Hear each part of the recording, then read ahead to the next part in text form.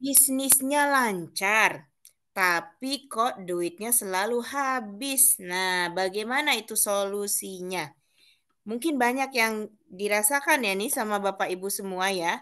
Ketika private Zoom, ketika di kelas kita belajar melek keuangan, itu banyak yang datang dengan case, omzetnya naik kok Mbak, gitu kan. Em, Penjualannya juga ada, Mbak, cenderung naik, tapi kok duitnya selalu habis. Gimana nih solusinya ya? Supaya menghindari adanya kebocoran-kebocoran, supaya uang cashnya ada. Nah, sebelum kita memulai Zoom kita sore ini, ada baiknya kita memulai dengan berdoa dulu. Bismillahirrahmanirrahim. Asyhadu alla ilaha illallah wa asyhadu anna Muhammadan abduhu wa rasuluh. Allahumma shalli ala Sayyidina Muhammad wa ala ali Sayyidina Muhammad. Ya Allah, Ar-Rahman, Ar-Rahim, ampunilah kami, ampunilah segala dosa kami, ampunilah dosa dua orang tua kami, ampunilah dosa guru-guru kami, ampunilah dosa rekan kerja kami. Ya Allah, jadikanlah kami orang yang soleh dan mensolehkan, jadikanlah kami orang yang kaya dan mengkayakan orang lain, jadikanlah kami orang yang berilmu dan mengilmukan orang lain. Al-Fatihah. Bismillahirrahmanirrahim. Alhamdulillahirabbil alamin. Arrahmanirrahim. Maliki yaumiddin. Iyyaka na'budu wa iyyaka nasta'in. Ihdinas siratal mustaqim. Siratal ladzina an'amta 'alaihim ghairil maghdubi 'alaihim waladdallin. Amin.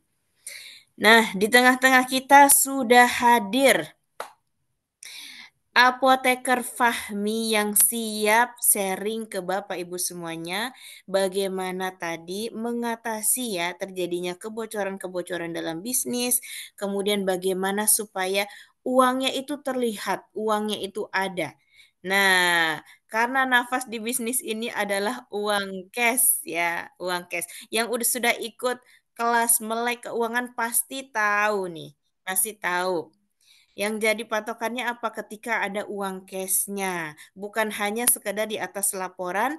Di laporan itu laba, labanya ada, labanya terlihat, tapi kok uang cashnya tidak ada. Nah, kita panggil pembicara kita sore ini yang akan sharing bersama kita sore ini, Apoteker Fahmi. Silakan Mas Fahmi. Sudah siap Hmm. Mas Fahmi? Nah, kedengar nggak suara saya? Suaranya kecil, Mas Fahmi. Kecil banget ya? Suaranya kecil. Nah, Coba disetting dulu, Mas Fahmi. Biar yang lain bisa mendengar semua nih.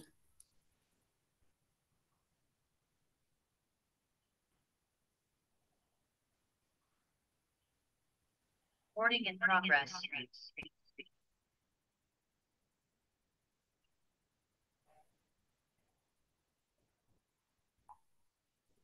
tes satu dua tes. Ya, sudah lebih terdengar, Mas Fahmi. Yang lain gimana? Coba Ya, chat, chat, saya chat. Suaranya terdengar atau tidak, Bapak Ibu? iya dengar Di nggak? tempat Bapak Ibu sudah terdengar belum suaranya? Coba Nggak, chat. saya teriak-teriak ini karena dia lagi di luar juga. Terdengar jelas ya? Terdengar jelas, siap. Oke, kalau gitu. Silahkan, Bentar Mas ya. Fahmi. Ya.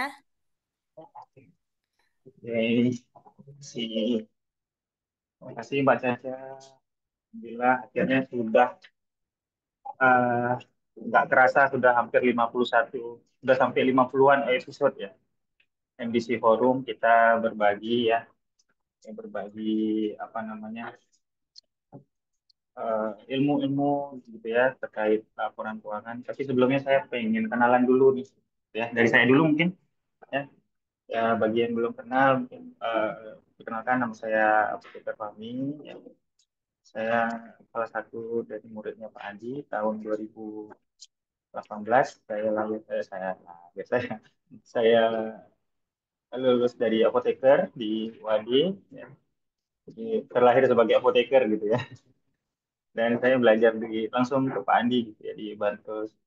Jadi di sana saya belajar banyak tentang eh, bisnis apotek yang ternyata nggak diajarin gitu ya di kampus gitu. Jadi sebagai apa namanya, bahkan untuk apoteker pun saya rasa perlu masih ada skill set gitu ya, termasuk laporan keuangan karena bisnis apotek ini kan bukan bisnis apa namanya, bukan bisnis yang setahun 2 tahun gitu ya, karena bisnisnya ini bisnis sebenarnya itu bisnis yang everlasting gitu ya, panjang. Jadi kita harus pintar-pintar ngejagain uang, kita pintar jagain uang agar bisnis apotek itu bisa bertahan dalam jangka panjang gitu ya.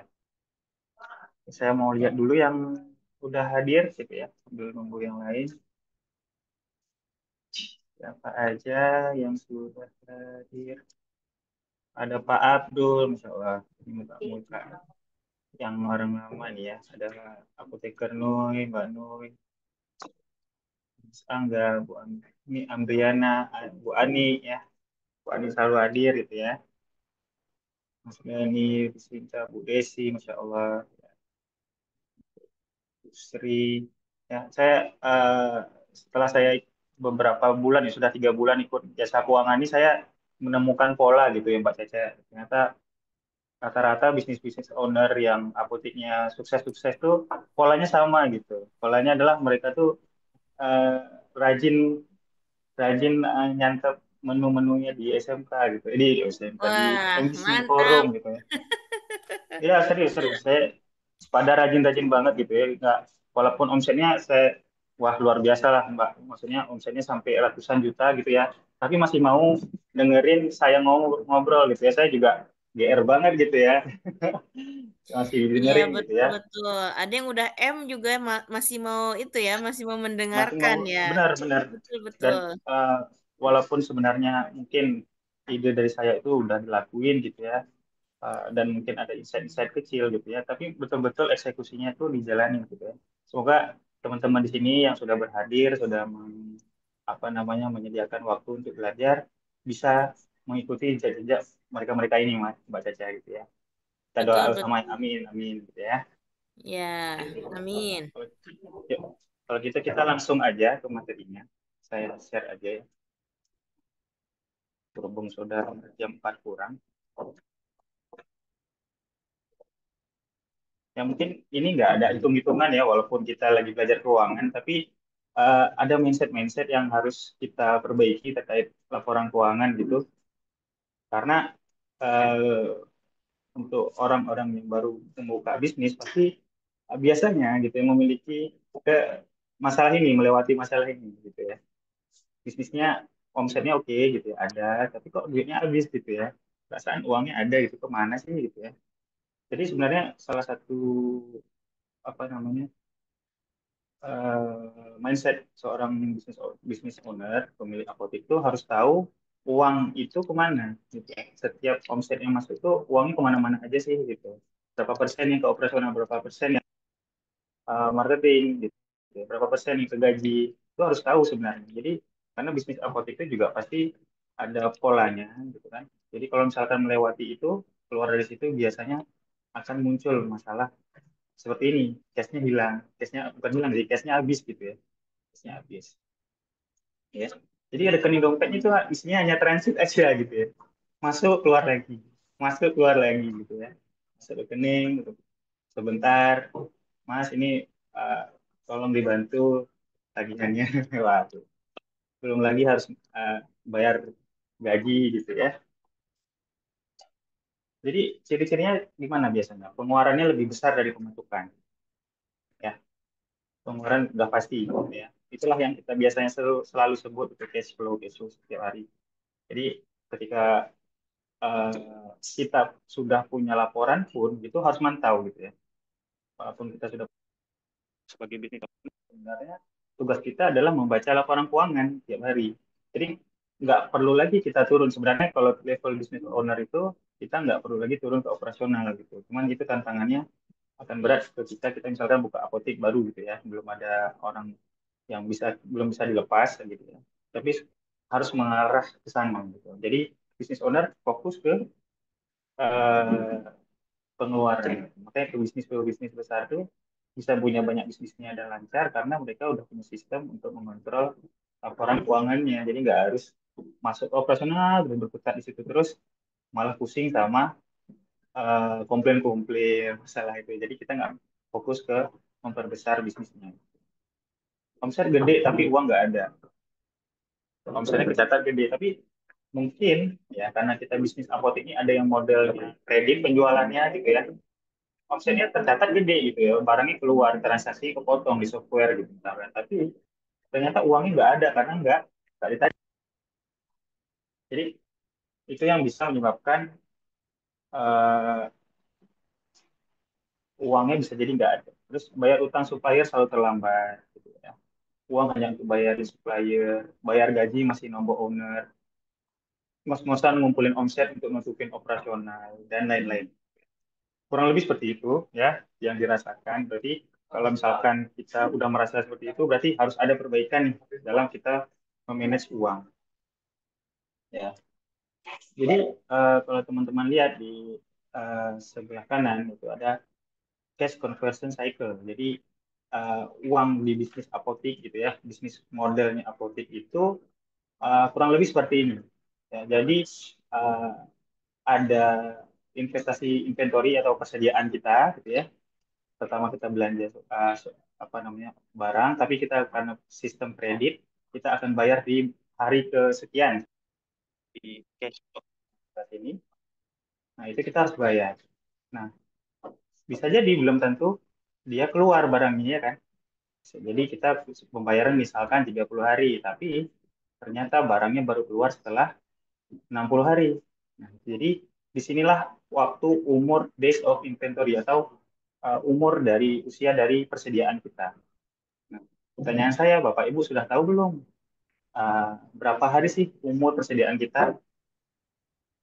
Karena 80% gitu kan, hampir 80% itu uang yang keluar dari bisnis apotek itu biasanya adalah ngebayarin PBF gitu ya, supplier.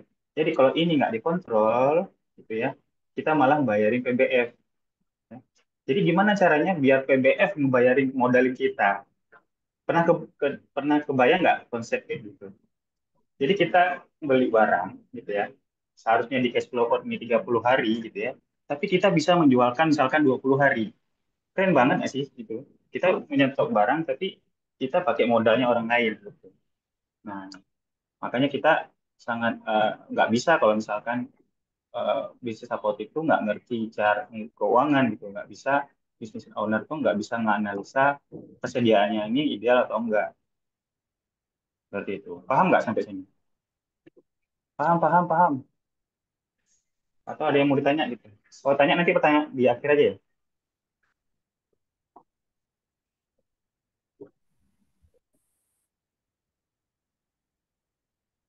Baru tahu Kak bahwa barang yang dibeli harusnya jual sebelum tempo. Ya, makasih. Ya, sama-sama. Nggak semua barang ya, mungkin nggak semua barang itu bisa terjual di sebelum 30 hari gitu. Apalagi barangnya mahal kayak misalkan nebulizer atau mungkin apa ya, ya barang-barang mahal lah ya, itu kan nggak langsung keluar gitu ya. Tapi kita bisa menghitung days of inventory atau uh, umur persediaan kita secara keseluruhan gitu. Uang kita tuh banyaknya di mana sih? Di barang yang days of inventory atau umurnya lama atau di umurnya kecil gitu. Nah, setelah itu bisa jadi gitu ya, sudah ngejualin tapi uangnya nggak di depan, uangnya di akhir atau apa penjualan secara piutang gitu ya.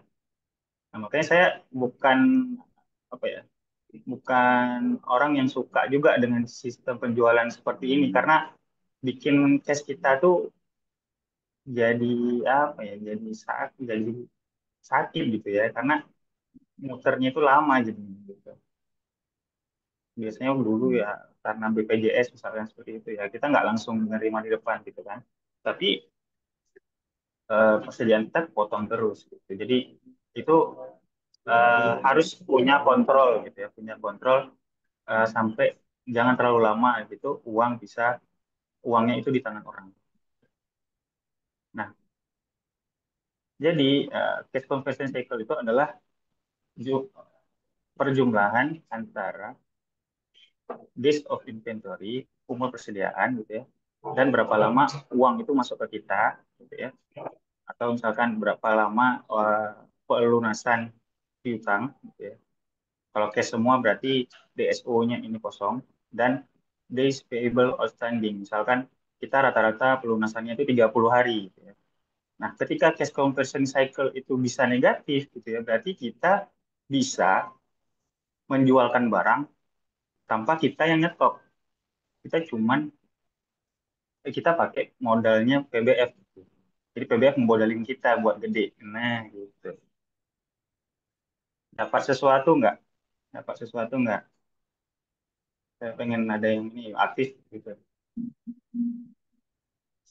Kalau kalau semangat, kita bahas yang lebih seru lagi. Nah, ini sebenarnya ada beberapa teman-teman kita di MDC juga nih, ya, yang punya permasalahan tentang inventory ini nih. Ada yang Iya, barangnya betul. nggak keluar-keluar. Nah, mungkin, oh ini Mbak Nora bergabung nih. Pengen dengar suaranya Mbak Nora.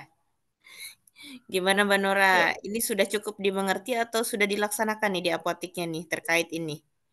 Cash conversion cycle in days. Nah,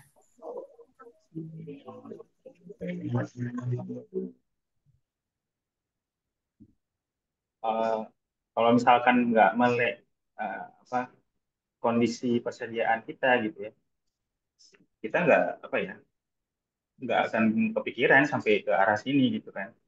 Nah, makanya laporan keuangan kita juga harusnya punya data inventory juga, harus tahu umur persediaan juga sih dan misalkan rasio perputarannya seperti itu. Jadi bisnis apotek itu adalah permainan tentang siapa cepat antara ngejualin barang, terima pelunasan piutang, dan bayar utang dagang. Gitu. Semakin cepat kita bisa ngejualin barang, semakin bagus. Gitu. Ya, itu. Udah, ya, kita lanjut. Jadi penyebab yang berhubungannya apa sih gitu ya, Wah, banyak banget ini.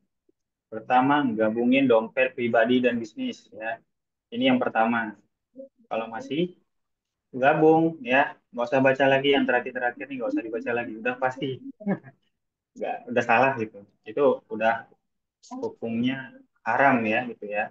Gabungin dompet pribadi dan bisnis ya. Jadi mulai hari ini yang ikut MDC Forum gitu, yang masih gabungin dompet pribadi dan bisnis, eh, tobat ya, tobat gitu. Pertanyaannya dari Mbak Uswatun Banyumas, berarti harus pintar-pintar pilih item obat yang fast moving. Betul, ya. Harus pintar-pintar pilih item obat yang fast ya. Kalau bisa sih nggak usah dipilih gitu ya, udah by system aja gitu. Pakai template misalkan, kita bangun template biar kita tuh nggak perlu milih-milih nih fast moving apa aja. Kita udah punya datanya fast moving kita A sampai Z. Gitu. Ketika sehari-hari Bapak Ibu nggak ada di apotik, tapi mendapatkan laporan bahwa ada barang yang kosong dan ternyata Pareto, berarti ordernya harus diperbaiki. Tidak pantau cash flow harian, gitu ya. Nah, berarti harus punya laporan cash flow dan bahkan harian. Jadi laporan punya kemarin itu dilaporkan misalkan pagi ini, gitu ya. Order over, stock over, ya. Jadi inventory days-nya meningkat. Ya.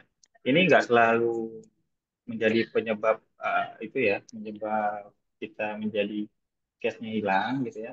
Kalau misalkan ordernya itu sebenarnya order yang bagus, ya moving, order Pareto A gitu ya. Nggak masalah kalau misalkan kita stoknya banyak. Misalkan kita ini lagi musim hujan gitu ya, kita nyetok vitamin agak banyak gitu. Nggak apa-apa kalau kita yakin bisa keluarin, nggak masalah. Makanya tadi permainan kita bisa mengeluarkan barang lebih cepat daripada ngebayarin itu. Yang keempat, tidak menentukan jadwal order dan pelunasan tagihan PBN gitu ya. Jadi pelunasan setiap hari gitu ya. Terus ordernya juga tiap hari gitu, nggak ada hari khusus, nggak ada waktu-waktu yang khusus gitu ya, nggak ada stoknya ya. Kita stok rem kita itu semuanya berdasarkan apa namanya rasio cash kita misalkan gitu. Ya, kalau misalkan teman-teman jasa penyataan keuangan udah paham gitu. Kalau saya bilang eh, rasionya ini cashnya nggak bagus gitu ya, tahan dulu order misalkan gitu. Oke. Terlalu banyak penjualan piutang dan tidak menagih gitu ya. Omsetnya gede gitu. Di atas kertas bagus gitu, penjualannya gede ya. Ternyata penjualannya piutang ya. Kan 70%, 80% piutang. Wah, itu bukan apotik ya. Jadi PBF gitu ya. Dan nggak nagih gitu. Aduh, itu susah banget. Hati-hati ya dengan itu. Terus nggak tahu laba per hari ini. Jadi harus bisa munculkan laba per hari ini biar apa ya, jadi apa namanya, ketika kita tahu laba kita per hari ini itu secara nggak sadar juga kita memberikan ke alam bawah sadar kita bahwa oh kita dalam posisi yang sebenarnya ada labanya gitu ya, makanya nggak kepikiran lagi tuh hari ini kita nggak kayak nggak laba ya, nggak ada untung ya buat ini ya itu. Tidak terlalu banyak pengeluaran, tidak perlu terlalu banyak pengeluaran, tidak perlu operasional operasional yang sebenarnya nggak terkontrol gitu ya, keluar aja gitu. Makanya kita selalu membandingkan operasional dari bulan-bulan sebelumnya gitu ya. Tidak ada budgeting. Nah, ini next level, misalkan udah tahu operasionalnya berapa, nah kita budgeting. Misalkan ini yang operasional uangnya sekian ya, jangan lebih misalkan. Nggak paham posisi sudah BEP operasional atau belum. Nah, BEP operasional itu kita tahu dari mana gitu ya, dari cash flow kita. Kalau misalkan masih negatif ya, negatif berbulan-bulan, nah itu yang akan membuat uang kita akan terus menipis. Ujung-ujungnya apa? Persediaannya lama-lama turun nilainya. Gitu. Jadi kejarlah BEP operasional secepat mungkin. Gitu. Nggak paham posisi rasio cash dan hutang. Berapa sih rasio cash yang hutang yang bagus gitu ya? Jadi kita kan apotek ini pasti eh, apa ya, memanfaatkan gitu ya. Hutang itu sebenarnya kalau sebenarnya bagus kalau misalkan kita bisa ngontrol. Ketika nggak bisa ngontrol malah akan menjadi apa ya, masalah untuk kita. Ya, jadi secara garis besar cash flow itu eh, dari uang masuk ya ke dalam bisnis kita yang nanti akan kita keluarin kemana. Gitu. Jadi seorang bisnis owner itu harus tahu nih, ini uangnya sekian tuh sewa, ini sekian untuk ini, sekian untuk ini. Nah, itu kontrolnya semua di kita sebagai bisnis owner. Kalau nggak ada kontrol, wah gitu, ya. Kita nggak tahu ini mengambil keputusan ke depannya nanti akan sulit seperti itu. Oke, jadi kontrolnya apa sih? Ya paling enggak, gitu ya, paling tidak tiga ini aja, paling tidak tiga sisi, tiga titik gitu ya. Jadi dari persediaan, cash flow, dan rasio cash ya. Jadi persediaan harus efisien ya, biar stoknya kecil ya. Stok kecil, kalau misalkan sekarang udah ada stok, udah banyak barang dari stok, ya di list dan dikeluarkan gitu ya. Terus ada list of inventory, list of inventory-nya tadi yang seperti saya bilang gitu ya, 30 sampai 45 hari. Cara hitungnya banyak gitu ya, silakan cek cek aja ke Google, itu banyak rumusnya gitu ya, bisa dicek. Barang tertolaknya kita mantau nggak sih barang tertolak kita, jangan-jangan di bagian order kita tuh masih banyak barang-barang yang harusnya ada gitu ya. Terus eh, cash flow ya, cash flow harus cek setiap hari, ini wajib ya untuk kita. Jadi eh, kita bisa tahu posisinya itu sebenarnya gimana gitu ya. Terus ada harus positif di akhir bulan. Jadi kalau misalkan udah terbiasa ngecek ini, kita bakalan tahu biasanya tuh hari ke-20 gitu ya, biasanya cash flow-nya udah positif. Lalu ada kontrol rasio cash. Cash dengan hutang dagang itu harus di 1:3 dan cash dengan hutang harus di 1:2. Seperti itu. Oke,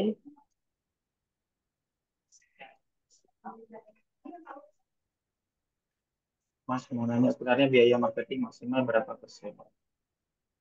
Masuk biaya budgeting. Oke. Nanti dibahas lebih detail karena kalau misalkan budgeting itu bisa beda-beda nanti setiap bisnisnya ya. Oke, harus pintar-pintar guys. Oke, pakai software ya. Itu. Nah, mungkin dari saya itu nggak banyak gitu ya yang harus dibahas. Jadi intinya eh, kita harus tahu sebagai owner itu ya. Nggak mesti kita ngitungin base of inventory. Kita bisa suruh orang atau kita bikin template sendiri atau dihitungkan sama orang gitu, akuntan gitu ya, untuk biar bisa kita baca. Jadi kita cuman harus tahu normalnya di mana gitu ya. Kita harus tahu misalnya cash ratio itu 1:3, kita harus tahu cash piutang kita 1:2, cash flow kita harus positif, efisien itu gimana sih persediaan ya. Nah itu eh, kita harus tahu sebagai owner, tapi kita nggak harus wajib bisa membuat gitu ya, membuat laporan keuangan atau membuat data ini gitu. Tapi harus muncul di laporan kita. Seperti itu mungkin dari saya. Terima kasih. Jika ada pertanyaan, nanti kita langsung ke Mbak Caca. Gitu. Ya, oke Mbak Caca, silakan. Siap, Mas Fahmi. Terima kasih atas materinya yang luar biasa. Nah, alhamdulillah ya, tadi sudah kita dengarkan penjabaran dari Mas Fahmi singkat, padat, tapi daging banget nih. Saya yakin banyak teman-teman di sini juga yang masih bingung kali, Mas. Gimana itu days of inventory, bagaimana caranya supaya tidak ada barang tertolak, bagaimana supaya cash ratio dengan hutang dagangnya itu bagus, bagaimana case dengan piutangnya juga bagus. Ya, apalagi kemarin kalau yang mantau di grup MDC ada tuh case di mana piutangnya besar sekali ya. Nah, piutangnya besar sekali, uang cashnya nggak dia pegang, kemudian terlihatnya jadinya belum ada laba yang bisa diambil. Nah, itu Ya, gunanya kita belajar laporan keuangan. Karena dari laporan keuangan itu kita akan banyak bisa membaca, menentukan untuk keputusan-keputusan bisnis ke depan. Nah, saya tanya dulu nih dari teman-teman, apakah sudah pada paham, paham, paham, paham? Coba chat dulu, chat. Sudah paham tadi apa yang dijelaskan oleh Mas Fahmi? sepertinya tadi saya ini ya, ngantuk banget ya Mbak Caca mungkin, jadi nggak aktif. Biasanya aktif ya. Coba chat dulu, pada paham, paham, paham?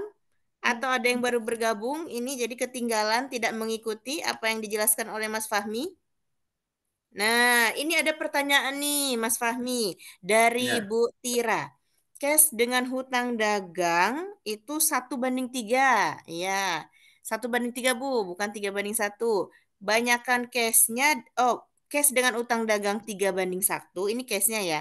Banyakan cashnya Hmm. daripada Oke, hutangnya. Soalnya oke, capek oke. kalau banyak hutang, gimana ya Mas mengatasi biar nggak kebanyakan hutang. Hutang sama Ya. dengan persediaan kan? Nah, gimana itu? Oke, saya paham perasaannya Bu Tira. Jadi pasti semua orang akan merasakan gitu ya, yang nggak biasa ngutang harus ngutang gitu ya. Tapi memang bisnis apotek itu harus seperti itu. Kita harus tahu aja sih gimana sih caranya biar bisa nggak capek lagi gitu kan, biar nggak capek lagi. Nah, cash 1:3 itu maksud saya itu gini Bu, cashnya itu ini paling paling minimal gitu ya, paling minimal. Misalkan Ibu punya cash 10 juta ya, utang dagangnya usahakan di 30 juta gitu ya. Kalau misalkan uangnya 20 juta, cashnya 20 juta, utang dagangnya 30, gimana Mas? Lebih bagus. Kalau misalkan cashnya 30 juta, utang dagang 30 juta, lebih keren gitu. Gitu. Kalau misalkan uangnya 100 juta, utang dagangnya 30, wah lebih keren lagi. Cuman, tetapi gitu ya, ketika kita punya uang cash gitu kan sayang banget kalau misalkan masih ada potensi gitu kan. Jadi enaknya bisnis apotek itu adalah kita bisa pakai modal orang lain dulu untuk kita pakai di bisnisnya kita.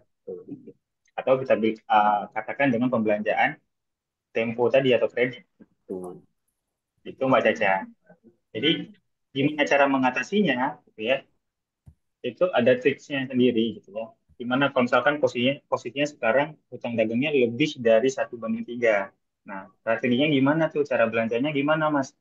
Gitu ya. Jadi harus apa namanya? Belanjanya itu harus dengan barang-barang yang nggak boleh sembarangan gitu ordernya gitu Mbak Caca. Pasti biasanya dimulai dengan order yang tidak beraturan gitu, tidak sesuai dengan permintaan atau ordernya over gitu ya. Jadi makanya kita usahakan kalau order itu jangan pakai feeling, harus berdasarkan data. Ya, bisnis apotek itu semuanya data. Gitu. Bisnis apotek itu semuanya data. Makanya kita datanya apa? Data keuangan, data penjualan, data pelanggan. Kalau udah ada belum data pelanggan? Ini siapa, kerjanya siapa, istrinya namanya siapa, anaknya. Kalau udah bisa sampai ke tahap itu, wah, itu udah keren banget. Ya, berapa persen dari persediaan barang? Eh, Mbak Caca aja deh membacain. Saya mau, Boleh, boleh Mas Fahmi. Ya, tadi dari Bu Tira sudah terjawab ya, atau ada pertanyaan lanjutan Bu Tira? Sudah buat cukup kira gimana? dipahami? Coba chat aja Bu Tira. Sudah terjawab belum pertanyaannya? Oh, sampun. Siap Bu Tira. Semoga menjawab ya. Ya, Kemudian oke. dari Bu Sri Susilawati, berapa persen dari persediaan barang jika kita mau memberikan piutang BPJS atau pihak lain, Mas? Kalau piutang selalu kita bandinginnya sama sama ini, eh sama piutang itu sama hutang dagang gitu ya, sama cash. Jadi gini, cash ratio dan cash kita dengan piutang itu perbandingannya paling nggak 1:2 gitu. Jadi kalau misalkan cash kita 10 ya piutangnya paling maksimal 20 deh gitu. Itu udah di titik apa namanya? Titik hati-hati gitu ya. Jangan lebih gitu. Nah, mungkin piutangnya agak gede tapi jangan nambah lagi di 1:2. Sama kayak tadi, kalau misalkan cash dengan hutang dagang itu 1:3, kalau piutang ini satu cash kita, ya piutangnya 2. Gitu. Betul, kalau Jadi misalnya karena kalau piutangnya kebanyakan kita nggak pegang uang cash jadinya ya Mas Fahmi ya. betul, betul. Jadi coba lihat uang cash kita sekarang berapa. Terus di hari ini piutang kita, penjualan kita sama orang tuh berapa gitu ya. Gitu.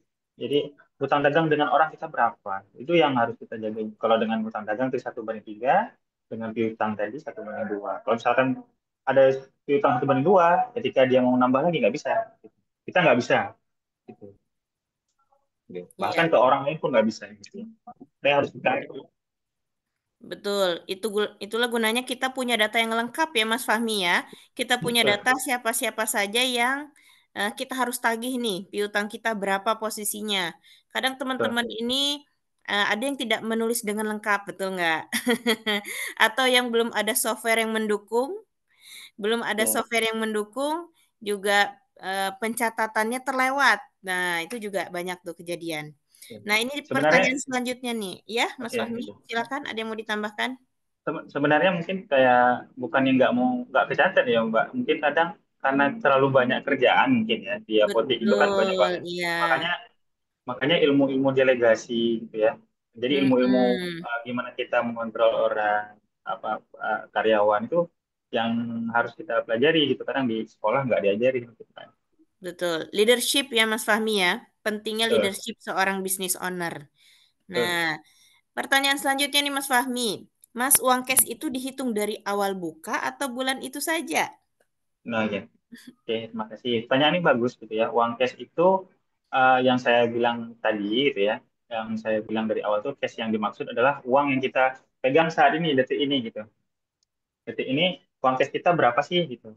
Nah, kalau misalkan Mbak bisa tahu kondisi cash uang Mbak hari ini di apotik, tapi Mbak belum, tapi Mbak nggak di apotik, misalkan lagi di Timur-Timur misalnya gitu, tapi tahu uang apotik kita cash di apotik berapa, nah itu baru jago. Bisa nggak? Bisa, bisa banget gitu. Jadi dibangun sistemnya biar kita tuh tahu cash kita hari ini berapa. Ketika kita nggak di apotik pun, gitu ya, bisnisnya jalan, ownernya jalan-jalan, bisnisnya tetap jalan gitu. Sudah bisa autopilot ya yang seperti itu ya Mas Fahmi ya, bisnisnya ya. Iya, Ya, betul. jadi harus dibangun sistemnya kalau gitu berarti kalau yang mau seperti itu ya. Mm-mm. Jadi kalau Pak Andi tuh ada istilahnya begini nih. Kalau Bapak Ibu nungguin seharian, nungguin 24 jam bisnisnya Bapak Ibu nggak perlu pencatatan rapi karena Bapak Ibu tahu mana pemasukan, mana pengeluaran, mana piutang, mana kapan ditagih hutang.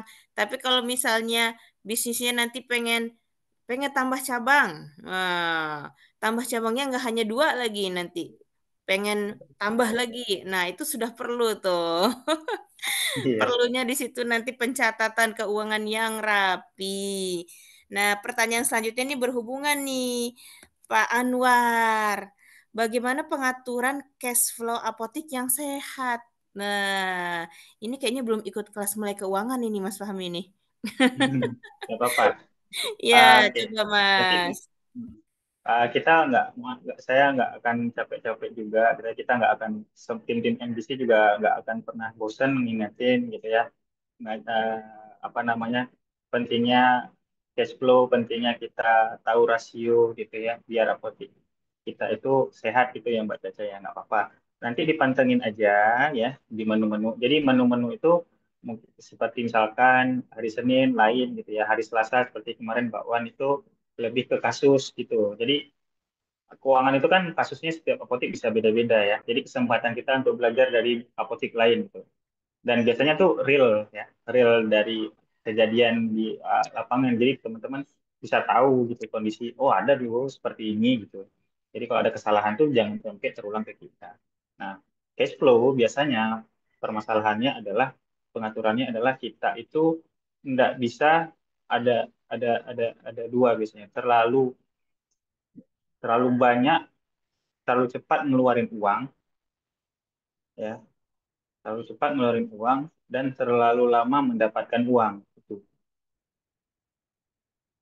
biasanya. Mendapatkan uang itu maksudnya omset gitu ya.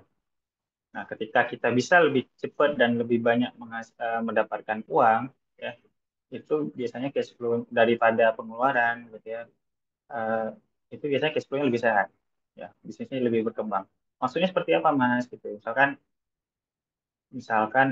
karena ini lagi musim penghujan gitu ya, saya mau order agak lebih banyak. Nah, berarti kan tagihan bulan depan naik tuh Mbak Caca, gitu ya. Nah, tagihannya bulan depan naik tuh.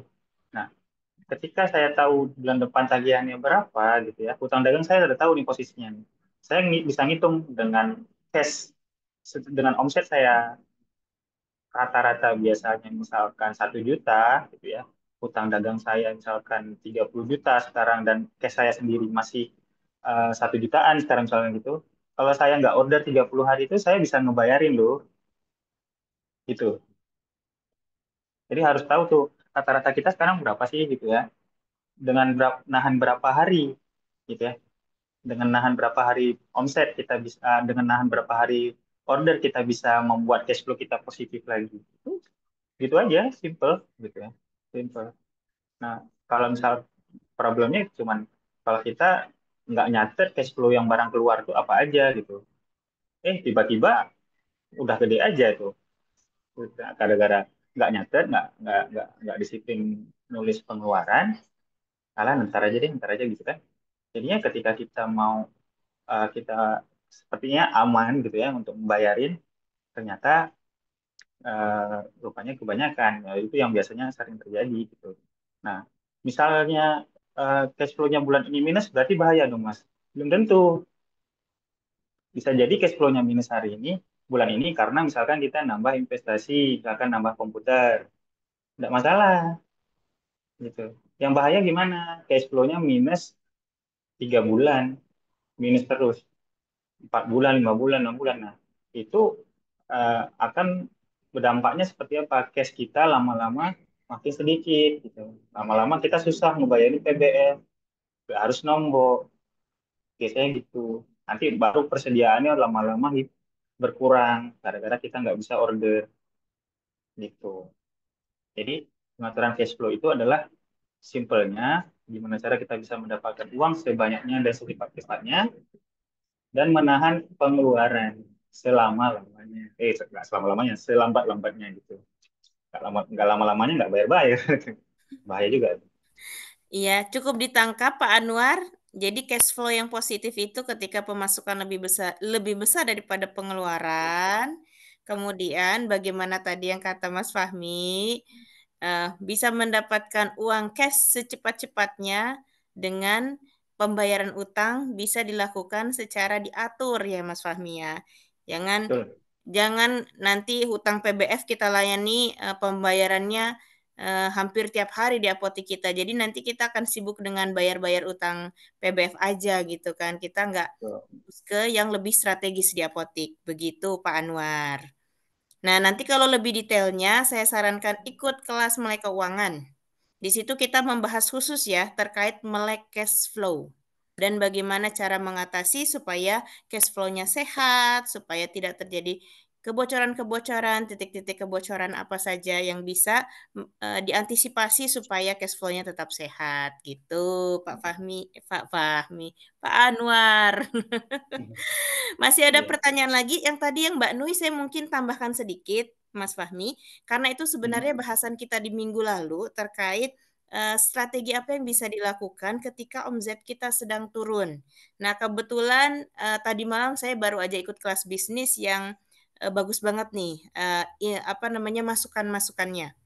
Nah, jadi memang ini Bapak Ibu semua, di antara semua skill yang harus dimiliki oleh seorang business owner, paling enggak 3 ini Bapak Ibu harus harus punya kemampuan, harus asah terus skillnya. Yang pertama leadership sebagai business owner itu sendiri, bagaimana melit tim kita karena kita tidak bisa kerja sendiri, kita dibantu oleh tim kita. Yang kedua marketing dan yang ketiga itu financial literacy atau melek keuangan. Nah, paling enggak 3 ini Bapak Ibu harus kuasai. Nah, poin yang tadi ditanyakan Mbak Nui tentang marketing itu akan berhubungan dengan keuangan karena berhubungan dengan budgeting dan beban biaya marketing. Jadi kalau misalnya bisnis apotiknya baru buka, nah itu biasanya presentasinya akan lebih besar Mbak Nui. Bisa sampai 30% bahkan. Karena itu di mana posisinya apotek kita itu sedang penetrasi pasar. Kita itu sedang mengenalkan brand apotek kita. Kita itu sedang mengenalkan produk-produk jasa-jasa apa yang ditawarkan oleh apotek kita. Tapi harus diingat, biaya marketing itu tidak selamanya isinya itu terkait apa namanya pemberian kupon undian. Nah, biaya marketing itu ada lagi kalau dirinci bisa juga kalau yang tadi masuk beban promosi. Marketing cost-nya dalam bentuk beban promosi yang tadi misalnya pemberian diskon, kupon berhadiah, program-program loyalitas. Tapi jangan jangan dilupakan juga misalnya ada biaya untuk riset pasar. Kalau yang main online berarti ada biaya untuk pengelolaan media sosial dan biaya-biaya lain yang sifatnya untuk memperkenalkan branding apotek kita, memperkenalkan produk dan jasa kita gitu. Nah, kalau misalnya seminim-minimnya berapa sih? Seminim-minimnya itu bisa di antara 5 sampai 10% itu sudah bisa dibajetin ya Mas Fahmi ya. Bisa, Rata-rata bisa. di apotek itu disesuaikan dengan kebutuhan Bapak Ibu, strategi yang mau diterapkan seperti apa. Usahakan kalau yang istilahnya Mas Fahmi itu yang low cost high impact, betul nggak Mas Fahmi? Jadi Betul. bukan apa-apa semua keluar uang, keluar uang, keluar uang dulu karena kita Betul. harus lihat juga nih dari laporan keuangan kita nih sudah sehat atau tidak nih untuk mengeluarkan persentase biaya marketing sebesar itu gitu. Nah, ini pertanyaan lanjutan dari Pak Anwar. Budget terbesar dari cash flow untuk apotek itu apa saja ya, Mas? Budget terbesar dari cash flow. Nah, biasanya kita itu idealnya apotik ya Pak Anwar ya. Kalau operasional itu di angka 10% sampai 15% dari omset ya. 10% sampai 15%. Nah, sisanya biasanya itu adalah pelunasan ya. Pelunasan dan kalau misalkan ada pelunasan itu kan berarti pembayaran utang dagang dan juga ada misalkan ada utang bank gitu. Biasanya kalau nggak ada utang bank misalkan berarti pelunasan hutang dagang aja Pak yang paling gede gitu karena bisnis apotek itu eh, apa namanya HPP itu hampir ke angka misalkan 70 60 gitu ya 60 sampai 80%. Nah, biasanya itu pengeluarannya lebih banyak ke pelunasan hutang dagang Pak paling gede. Jadi itu yang paling berdampak sebenarnya. Gimana caranya kita bisa mendapatkan omset banyak tapi dengan pelunasan hutang dagang kecil tapi pelunasannya itu tepat waktu. Nah, gitu. Jadi kalau misalkan logikanya, kalau misalkan kita belanja barang yang fast moving atau Pareto A yang marginnya besar, misalkan gitu, kita bisa menutupi utang dagangnya lebih aman, gitu. Lebih cepat. Seperti itu. Ya, mudah-mudahan menjawab Pak Anwar. Pak Anwar, kalau kalau misalnya ada yang masih belum dipahami, nanti kita boleh jadwalkan private Zoom dengan saya atau dengan Mas Aziz atau dengan Mas Idus. Ya, Pak Anwar ya, nanti chat Japri aja. Nah, kemudian ada lagi pertanyaan. Oh ya, terkait yang strategi low cost high impact itu sebenarnya sudah kita spill beberapa di minggu lalu. Nanti kita mungkin akan bahas tersendiri ya Mas Fahmi, karena ini bahasannya cukup panjang. Takutnya ini memakan waktu yang cukup panjang dan maksudnya eh, keterkaitan dengan tema kita kali ini kayaknya ini ya lagi bahas yang lain nih. Nanti mungkin saya dikasih sesi satu khusus terkait marketing lagi kayaknya Mas Fahmi. Yang kemarin itu soalnya Ya, masih banyak pertanyaan soalnya tuh. ya, Masih marketing ini bergantung. seru banget soalnya. Iya. Kalau ngomongin marketing soalnya seru banget, betul. Nah, jadi pastikan Bapak Ibu di 3 titik kontrol ini supaya cash flow Bapak Ibu sehat. Tadi kontrol persediaan, berarti nanti hubungannya dengan apa? Bapak Ibu semua harus membiasakan untuk stock opnam ya Mas Fahmi ya. Stock opnam Betul. dilaksanakan setiap bulan. Siapa di sini yang belum melaksanakan stok omnam? Coba chat, chat, chat, chat, chat. Masih ada yang bingung bagaimana pelaksanaan stok opnam di sini? Atau sudah semua melaksanakan stok opnam? Nah, itu penting sekali. Kemudian yang kedua, kontrol cash flow-nya. Supaya nanti positif di akhir bulan, supaya nggak bingung bayar utang, supaya terlihat omsetnya naik atau tidak. Terus bagaimana mengantisipasi ketika omsetnya itu cenderung stagnan atau bahkan turun. Kemudian poin ketiga, kontrol rasio cash, baik cash dengan hutang dagang maupun cash dengan piutang. Ya, nah ini pembahasan sudah sering juga nih Mas Fahmi nih terkait stok opnam. Mau di-spill dikit atau gimana Mas Fahmi? Boleh, Silakan. boleh, boleh semua. Ya. Oke, stok opnam gitu ya. Stok opnam itu eh, menjadi masalah gitu ya terkait misalkan kita harus tutup nggak sih gitu ya paling sering gitu harus tutup nggak sih kan kasihan omsetnya gitu jadi sebenarnya ada caranya tapi memang mungkin agak sulit di beberapa orang untuk apa namanya eksekusi gitu karena kalau di kita itu bisa apa namanya tetap omsetnya masuk tapi stoknya juga jalan stok opnamnya gitu jadi kita stok opnamnya itu malam hari gitu nah caranya gimana biar tim kita itu mau untuk stok opnam malam-malam nah itu di situ uh, leadership kita gitu ya leadership kita uh, untuk gimana caranya mengajak teman-teman gitu tapi ada caranya tapi kita juga uh, apa nanam mindset ke teman-teman bahwa sebenarnya stok opnam ini adalah eh, langkah kita menjagain stok kita gitu. Karena kalau misalkan selisih itu tanggung jawabnya bersama gitu, jangan ownernya aja gitu. Jadi teman-teman juga ngejagain gitu ya. Ketika karena kita udah buat sistem sedemikian rupa agar jangan ada selisih, misalkan udah pakai software lah, udah pakai barcode lah, misalkan gitu ya. Ya, kenapa Alfamart itu selalu pakai barcode gitu ya? Karena mereka pengen ngejagain stoknya mereka gitu. Gitu. Nah, ketika selisih, mereka kena dampak, mereka harus ganti. Nah, itu kan membuat mereka juga peduli dengan barang kita. Ya, capek banget masa kita ada 5.000 item belum berapa tablet kita harus ngejagain. Wah, nggak masuk akal Bapak Ibu. Gitu. Jadi kita gitu ya, stock opnam itu adalah mindsetnya adalah eh, momen kita, gitu ya, momen kita untuk me, apa namanya ngejagain stok kita gitu ya dan juga ngejagain laporan keuangan kita ya jadi kebanyakan selama ini stok opnam aja yang penting sesuai dengan software tapi laporan keuangannya nggak disesuaikan sama aja gitu. Karena ada hubungan antara stok opnam dan laporan keuangan.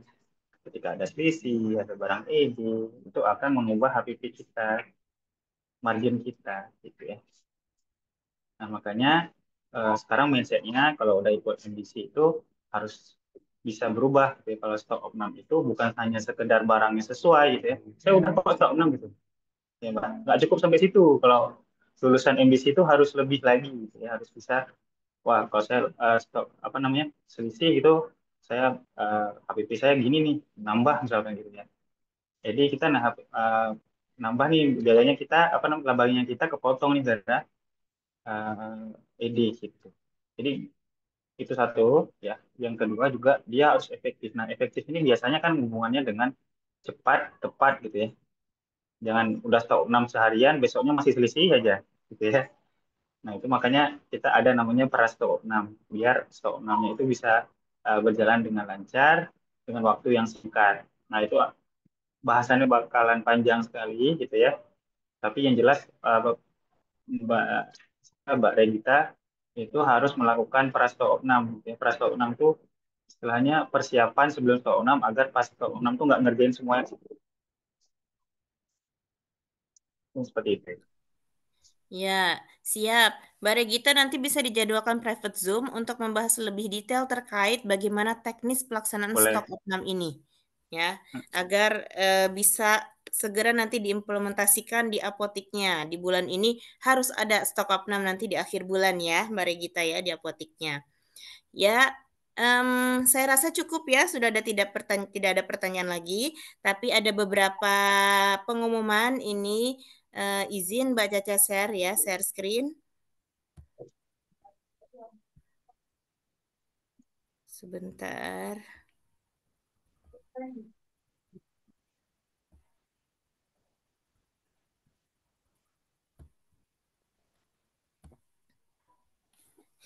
Ya, Bapak Ibu semuanya, kita sudah menjalankan kelas setahun melek keuangan di batch 1. Karena batch 1 itu sudah full. Nah, untuk Bapak Ibu semuanya yang ingin bergabung, belajar dari awal untuk kelas melek keuangan ini, kita buka lagi di awal Februari. Jadi dari sekarang sudah bisa daftar karena kita batasi kuotanya. Nah, ini ada 24 pertemuan online. Nah, di mentoring langsung oleh tim keuangan kita, belajar dari awal hingga tingkat lanjut. Kenapa saya bilang belajar dari awal hingga tingkat lanjut? Saya share beberapa kurikulumnya ya. Ini ada beberapa kurikulum yang bisa jadi mungkin apa namanya info buat Bapak Ibu. Nah, kita akan mulai di awal Februari di tanggal 5 karena kebutuhan kebanyakan terkait perpajakan. Jadi nanti kita mulai dengan jenis-jenis pajak apa yang ada di bisnis apotik, kemudian bagaimana planning terkait mitigasi resiko pajak. Kemudian kita tidak hanya belajar pajak, kita juga belajar fundamental keuangan. Kita belajar tentang cash flow, kita belajar tentang laba rugi, kita belajar tentang apalagi itu neraca, kita belajar tentang bagaimana memahami laporan keuangan bisnis, sampai bagaimana nanti membuat keputusan berdasarkan laporan keuangan. Kemudian yang tertarik untuk berinvestasi, nanti kita belajar juga tentang budgeting investasi, belajar juga tentang budgeting dalam bisnis apotik kita itu seperti apa. Bahkan kalau ada yang tertarik buka cabang dengan sistem sirkah, nanti kita pelajari di kelas melek keuangan. Nah, jadi Bapak Ibu semua yang ingin belajar lebih dalam tentang fundamental keuangan ini, karena ingat fundamental keuangan ini merupakan salah satu skill yang wajib dimiliki oleh business owner. Bukan dalam hal membuat laporannya, tapi bagaimana nanti menganalisa dan kemudian bisa membuat keputusan bisnis yang tepat dari laporan keuangan tersebut. Nah, jadi buat Bapak Ibu yang ingin bergabung, nanti bisa kontak ke Mbak Caca. Kemudian Satu lagi, untuk Bapak Ibu di sini yang masih bingung mungkin di sini, siapa yang di sini belum punya laporan keuangan? Coba chat. Ada yang belum punya laporan keuangan? Nah, 2025 ini jangan sampai Bapak Ibu tidak punya laporan keuangan atau punya laporan keuangan sederhana sekali, hanya pemasukan dan pengeluaran sehingga tidak bisa dibaca. Kita punya tim ahli keuangan. Di sini kita bantu Bapak Ibu, kita dampingi untuk punya data laporan keuangan yang valid berdasarkan standar PSAK atau standar akuntansi keuangan. Nah, jadi ada mentoringnya itu selama 1 bulan, 6 bulan, dan juga mentoring selama 1 tahun. Bu Natania, bagaimana daftarnya? Nah, nanti yang ingin daftar bisa ke saya, ke Mbak Caca, bisa ke Mas Aziz, bisa ke Mas Idus. Nanti akan dijelaskan lebih detail. Nah, akan dijelaskan lebih detail bagaimana step-stepnya, kemudian bagaimana cara daftarnya, dan ingat kelas melek keuangan ini kita batasi kuotanya. Mungkin begitu. Ada tambahan lagi dari Mas Fahmi? Tidak ada? Ada Nggak ada, tambahan Mbak lagi, Tasya. Mas Fahmi? Sudah. Tidak ada. Siap. Ya. Terima kasih Bapak Ibu semuanya yang sudah bergabung di Zoom sore ini. Terima kasih yang sudah antusias bertanya di kolom chat. Mudah-mudahan kita bisa bertemu lagi di Zoom minggu depan. Jangan lewatkan dengan materi-materi yang tentunya akan sangat bermanfaat buat Bapak Ibu terapkan di apoteknya masing-masing. Kita tutup dengan istighfar, astagfirullahaladzim, alhamdulillahirabbil alamin, dan doa kafaratul majelis. Subhanakallahumma wa bihamdika asyhadu alla ilaha illa anta astaghfiruka wa atubu ilaik. Assalamualaikum warahmatullahi wabarakatuh. Sama-sama, Bu Rohmami. Iya, silakan Bapak Ibu melanjutkan aktivitasnya. Assalamualaikum semuanya, selamat sore.